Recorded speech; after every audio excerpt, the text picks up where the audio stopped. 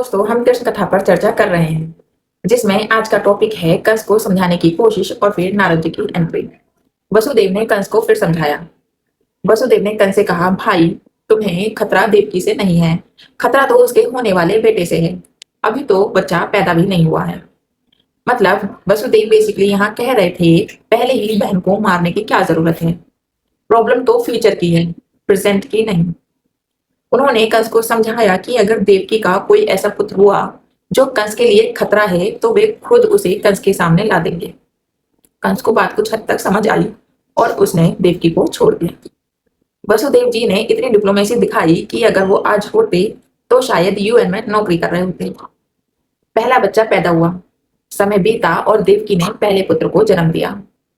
वसुदेव ने अपना वचन निभाया और बच्चे को लेकर सीधे कंस के पास पहुंच गए।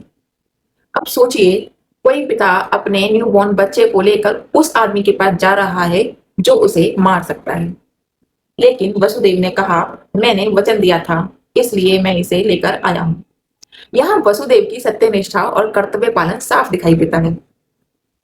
उन्होंने परिस्थिति कितनी भी कठिन क्यों ना हो, अपना वचन नहीं तोड़ा। अपने बच्चे को कंस के पास लेकर जाना उनके लिए आसान नहीं था, लेकिन उन्होंने जो वादा किया था उसे निभाया। आजकल तो लोग 5 मिनट में पहुंच रहा हूं बोलकर 45 मिनट बाद आते हैं, और वसुदेव जी ने जान का खतरा होते हुए भी अपना वचन निभा दिया। कंस ने पहला बच्चा वापस कर दिया। यहाँ कहानी में अनएक्सपेक्टेड ट्विस्ट आता है। कंस ने देखा कि ये तो पहला बच्चा है, जबकि आकाशवाणी में कहा गया था कि देवकी का 8वां पुत्र उसे मारेगा। तो कंस ने कहा, इस बच्चे से तो मुझे कोई खतरा नहीं है, इसे वापस ले जाओ। और उसने बच्चा वापस कर दिया। वसुदेव बच्चे को लेकर घर लौट आए, लेकिन उनके मन में एक बात थी, इस कंस पर भरोसा करना ठीक नहीं है। और उनकी यही शंका आगे चलकर बिल्कुल सही साबित हुई। वसुदेव समझ गए थे कंस पर भरोसा करना नहीं चाहिए। वसुदेव जानते थे कि कंस का स्वभाव कभी भी बदल सकता है।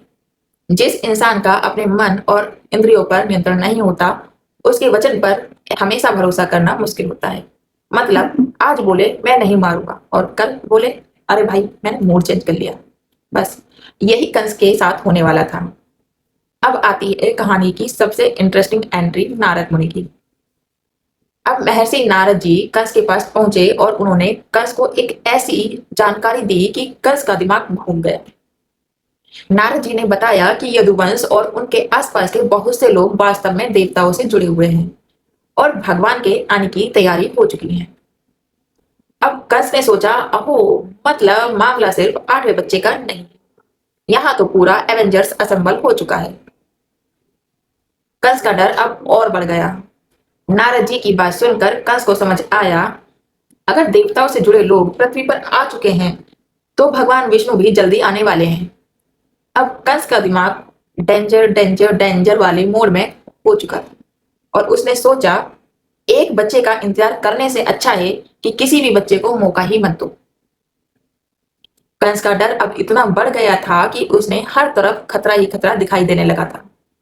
कंस ने तुरंत वसुदेव और देवकी दोनों को ही बंदी बना लिया और बेड़ियों से बांधकर कारागार में डाल दिया। अब बेचारे माता पिता जेल में और बाहर कंस एक ही मिशन पर। कृष्ण कहाँ है? अब शुरू हुआ सबसे दुखद हिस्सा। देवकी एक एक करके बच्चों को जन्म देती रही और कंस हर बच्चे को मारता गया। कंस को खास डर था कि कहीं इनमें से कोई वही भगवान ना हो जो उसका अंत करने आया है। नारद जी की बात के बाद तो उसका डर इतना बढ़ गया था कि उसने सोचा, 8वां ही क्यों, कोई भी बच्चा हो सकता है। इसलिए उसने देवकी और वसुदेव की संतानों को मारना शुरू कर दिया। कंस ने खतरे से बचने के चक्कर में ऐसी हदें पार कर दी कि एक बच्चे से डरकर उसने सारे बच्चों को ही मारना शुरू कर दिया। लेकिन कंस इतना क्रूर क्यों बन गया? आसुरी प्रवृत्ति वाला व्यक्ति अपनी इच्छा पूरी करने के लिए बहुत बड़ा अन्याय भी कर सकता है।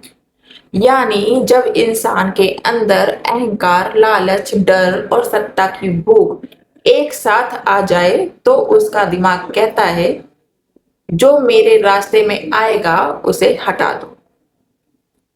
कंस इसी मानसिकता में पहुंच चुका था। नारद जी ने एक और बड़ा राज बताया।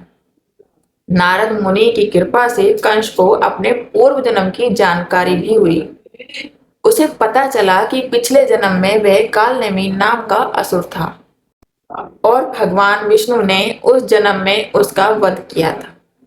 अब कंस को समझ आया, अहो, पुरानी दुश्मनी अभी खत्म नहीं हुई है, और उसे विश्वास हो गया कि इस जन्म में भी भगवान श्री कृष्ण उसके अंत का कारण बने। इसलिए कंस और ज्यादा डर गया। अब कंस के लिए मामला सिर्फ देवकी का 8वां पुत्र मुझे मारेगा वाला नहीं रहा। अब उसके दिमाग में था, जिस भी रूप में भगवान आएंगे मुझे उनसे बचना है, और यही डर उसे और ज्यादा अत्याचारी बनाता गया। कंस को असल में कृष्ण से जितना डर था उससे ज्यादा अपने भविष्य से डर था। यहाँ हमें एक बहुत अच्छी सीख मिलती है। इंसान अपना कर्तव्य करता रहे लेकिन भविष्य उसके हाथ में पूरी तरह नहीं होता। वसुदेव ने अपनी तरफ से हर पॉसिबल कोशिश की, कंस को समझाया, देवकी की रक्षा करने की कोशिश की, वचन निभाया, परिस्थिति के अनुसार बुद्धि लगाई, लेकिन फिर भी हर चीज उनके कंट्रोल में नहीं थी। आसान भाषा में समझे तो आप अपनी तरफ से पूरा एफर्ट्स करो, लेकिन फ्यूचर का पूरी तरह से रिमोट कंट्रोल आपके हाथ में नहीं होता। जैसे कि महाराज भरत एक आध्यात्मिक जीवन में बहुत आगे बढ़ गए थे, लेकिन एक हिरन के बच्चे से उन्हें बहुत ज्यादा लगाव हो गया था। धीरे धीरे उनका मन उसी में इतना लग गया कि अगले जन्म में उन्हें हिरन का शरीर मिला। ऐसा ग्रंथ में वर्णित है। इसका लेसन क्या है? जिस चीज में हमारा मन बहुत ज्यादा फंस जाता है उसका असर हमारे जीवन पर पड़ सकता है। मतलब मन को भी संभाल कर रखना है भाई, क्योंकि मन बोला बस इस चीज में थोड़ा अटैचमेंट है, और कभी कभी वही अटैचमेंट पूरी कहानी बदल देता है। कंस सोच रहा था मैं कृष्ण को आने से पहले ही रोक दूंगा, लेकिन कंस को क्या पता था जिसे वो रोकने की प्लानिंग कर रहा है वो कोई नॉर्मल बच्चा नहीं है, वो खुद भगवान है। अब अगली कहानी में देखेंगे कि कैसे सभी देवताओं ने कारागार में आकर प्रार्थना की, कृष्ण का जन्म कैसे हुआ, आधी रात को क्या हुआ, वसुदेव उन्हें लेकर कहाँ गए और यमुना जी ने कैसे रास्ता दिया, क्योंकि असली कहानी अब शुरू होती है।